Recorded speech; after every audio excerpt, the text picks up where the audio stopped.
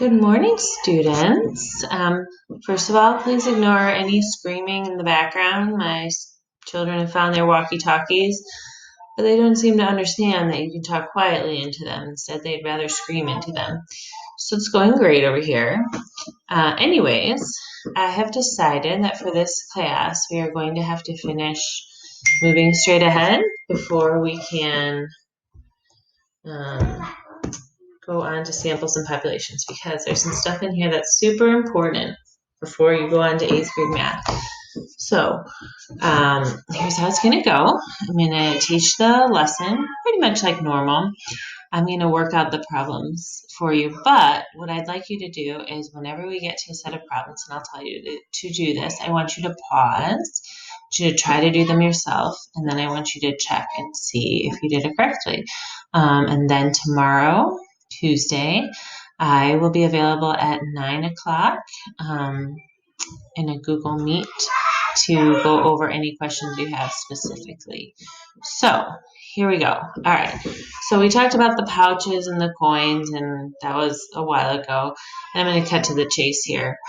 So basically, when you have an equation like this, okay, what you are going to need to do, you want to figure out what x is, okay, and there's a way to do that. So let me actually go to the next page here. Move myself here. Okay, so let's say that you have a problem like this, where it says 5x plus 10 equals 20. Now, I want to figure out what x is. I could guess and check my answer, right? I could say, okay, well, maybe x is 1. So then 5 times 1 is 5 plus 10 is 15. So that's not it, okay? Because I need it to equal 20. I could say, okay, what if x is 2? So 5 times 2 is 10 plus 10 is 20. So I know that x equals 2. Okay, that is a way to do it. You can also do a graph, a table, whatever. However, that is not the best strategy, and here's why. Okay, x could be a fraction. It doesn't have to be a whole number, right? X could be a negative number. X could be a really big number. So if I'm just guessing, I might be guessing for a long time. So what we can do is we can use the property of equality. And what that means is, because I have an equal sign here, as long as anything I do to one side, I do to the other side, the equations will still be equal. So what I want to do is I want to get it so it just says x equals something.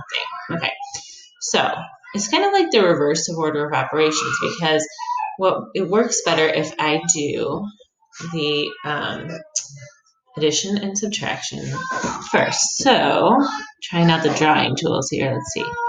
So if I do, that stylus is not good. Okay, if I subtract 10 from each side, I'm in a text box.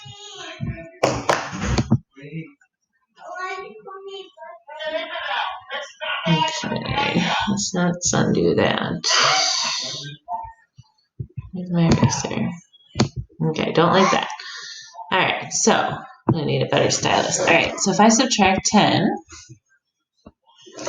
from each side,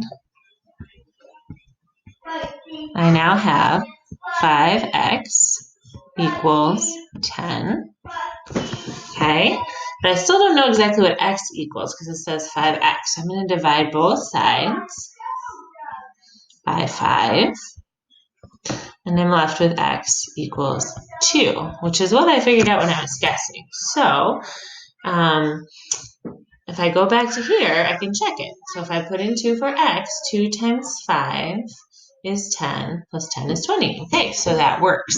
All right, so what I want you to do now is I want you to pause your video, and I want you to try to do problems B and C on your own. So when you're ready, just hit play, and then I'm going to show you how to do them.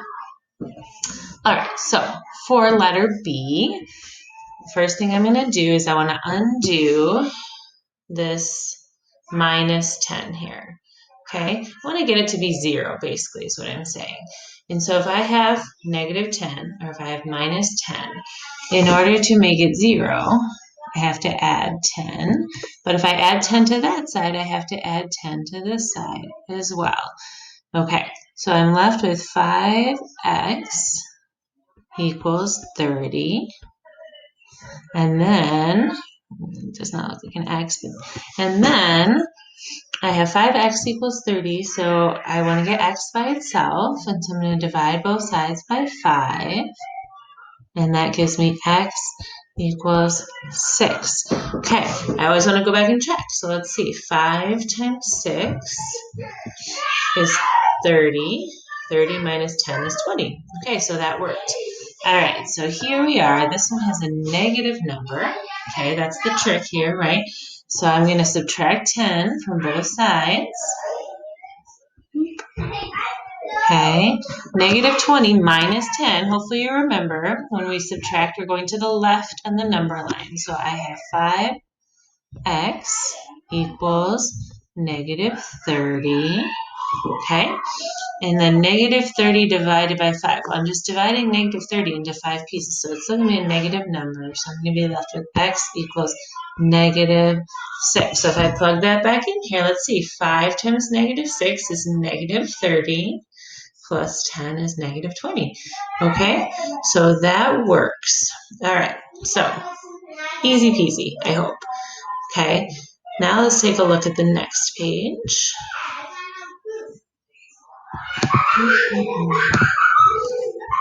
Okay, need to erase all of this. I'm gonna have to find a faster way for that, but let's see. All right, so now I've got.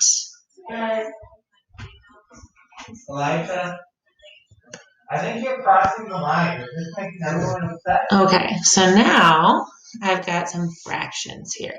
Nothing changes. The way I do this is exactly the same. I just have to remember what to do with fractions. You could use the calculator, or you can figure it out yourself. But anyways, here is, I'll do the first problem and then the same thing. I want you to try to do this one and this one on your own. Okay, so let's see here. So the first thing I want to do is make this a 0. So I'm going to subtract 6 from each side. This is really going to test my fine motor skills. Okay, so I'm going to subtract 6 from each side. So then I have 1/4 x equals 6. Okay, and so now since I have x times 1/4, in order to undo that, I need to divide both sides by 1/4. So if I divide this by 1/4, I'm going to have x. And then 6 divided by 1/4, what I'm asking is how many 1/4 are there in 6? So it's actually the same as 6 times 4. So x equals 24. Okay, so that I can test that out. 24 times 1/4. What is 1/4 of 24 is 6. 6 plus 6 is 12.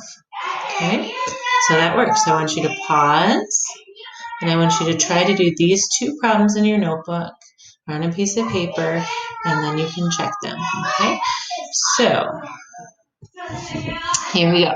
All right, so problem B. I'm actually going to erase problem A. Sorry, but I'm just running out of space here. I wish I could write smaller, but anyways, okay. So for problem B, here I have 1.5. Oh, this looks like it's going to be a little bit easier actually, because I'm going to subtract 1.5 from both sides. Okay, minus 1.5 over here and minus 1.5 over there. Okay, and so then I'm left with 2x, and 6 minus 1.5 is 5, sorry. 2x equals 5. Okay, and 5 divided by 2 is 5/2, or 2.5. So let's say 2.5. Really running out of space here. Okay, so let's try it. So 2.5 times 2 is 5. 5 plus 1.5 is 6.5, so that works. All right, last one. This one's a little tricky. Okay, so let's see here. So the first thing I want to do is subtract 1 from each side. So minus 1 minus 1. Okay, 3/5 minus 1. So what I think about when I think about that is I think of a number line, right? And I'm at 3/5. Okay, and I want to subtract 1 whole. So I'm going to go 3/5 to the left, and then how much more to have this be 1? So it'd be negative 2/5. Okay, so I know that negative x equals negative, sorry, I switched the sides, it doesn't matter, but hopefully that didn't confuse you. Negative x equals negative 2/5. Okay, and then I want to divide this. How do I get rid of this negative? Well, this is actually negative 1 times x. So if I divide both sides by negative 1, I get x equals 2/5. 2/5. Sorry, this is so crazy looking. Okay, x equals 2/5. So if I put that back in here, right, if I put 2/5 in here, then I have negative 2/5 plus 1 equals 3/5, which is correct. Okay, hopefully you understood those, but I will be available tomorrow at 9 o'clock, and really, I mean, other times during the day tomorrow. I want you to try to get through this whole lesson today. And then tomorrow I will be available to answer the questions that you have. All right, one more thing. And let's see here. Okay, I know there's a better way to do this, and I'm sure I'll figure it out as we do this for weeks. For a few more weeks. Okay, so erase, erase, erase, erase, erase. All right, so here we go. This is actually, I think, a little bit easier than the fractions. Okay, this is decimals. All right, so here I have my equation. Okay, what they've made a little bit trickier on this part is that they have things, different things on different sides. So, for example, there's x on both sides here. Okay, that's all right. We can still do this. So I could do a bunch of different things here actually. But the easiest way to do this, I think, is just to move this 10x over here. Okay, so the way that I'm going to do that is I'm going to do minus 10x to both sides. Okay, so 3.5 minus 10. I should probably not be doing this in my head, but it's it's going to be negative 6.5, negative 6.5x equals 130. Okay, I'm not going to do that part in my head, I can tell you that. Okay, so then I need to divide both sides by negative 6.5.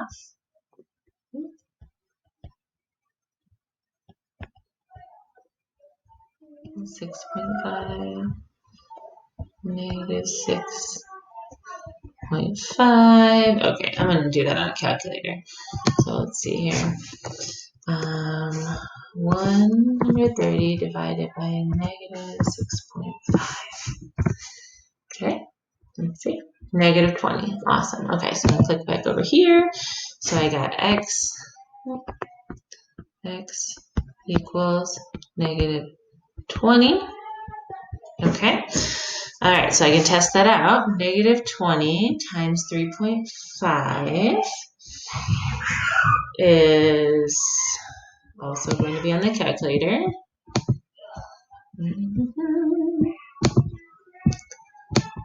Okay, negative 20 times 3.5. Okay, negative 70. All right, so negative 70 equals, let's see, 10 times negative 20.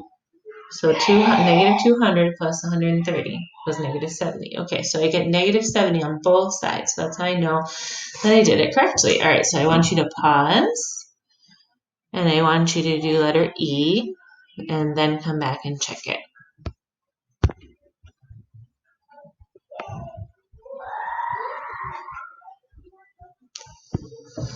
Okay.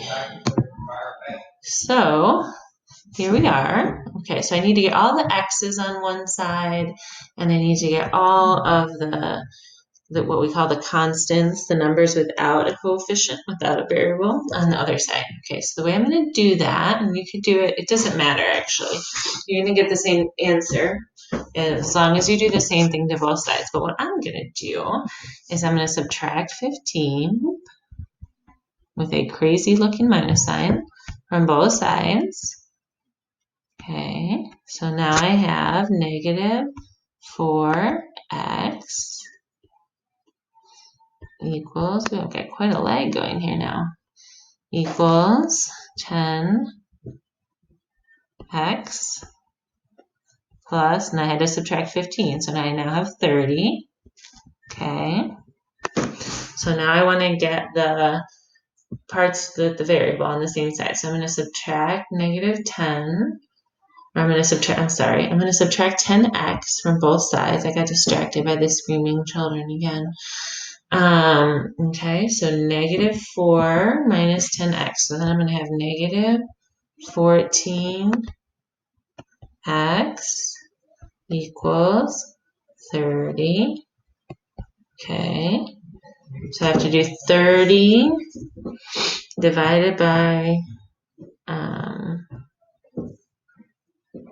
negative 14. I'll go to my calculator here.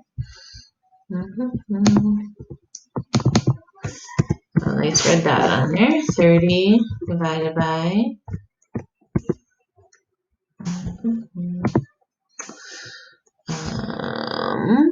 got a negative sign here. Oh, I guess I'll have to use parentheses. Divided by negative 14 in parentheses. All right. Equals, oh, probably this number, negative 2.25, whatever. That's kind of strange that they gave us a problem like that, but okay. So then if I plug that back in here, so if I do this times 4,